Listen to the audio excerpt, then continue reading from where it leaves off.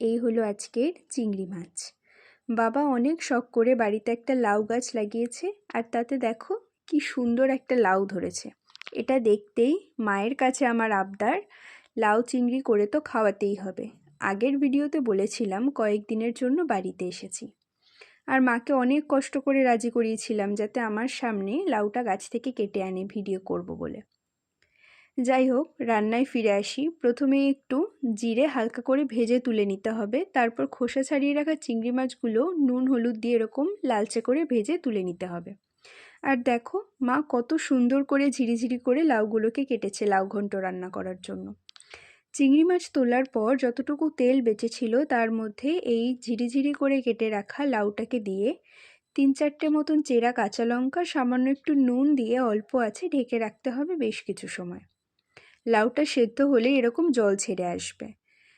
এরপর পরিমাণ মতন হলুদ আর ভেজে রাখা চিংড়ি মাছগুলো দিয়ে ভালো মতো নাড়াচাড়া করে তরকারিটাকে নামিয়ে নিতে হবে।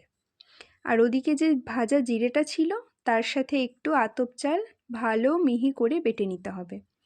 এরপর কড়াইতে আবার তেল দিয়ে জিরে ফোড়ন দিয়ে তুলে রাখা লাউ চিংড়ির তরকারিটাকে ফোড়নে দিয়ে দিতে হবে। তারপর আতপ চাল আর জিরে বাটা দিয়ে মাখো মাখো ব্যাপার চলে আসলেই ধনেপাতা কুচি দিয়ে নামিয়ে সার্ভ করে নিতে হবে। মায়ের এই রেসিপিটি কেমন লাগলো কমেন্ট করতে কিন্তু ভুলবে না, আর লাইক শেয়ার সাবস্ক্রাইব করে দিও চ্যানেলটা।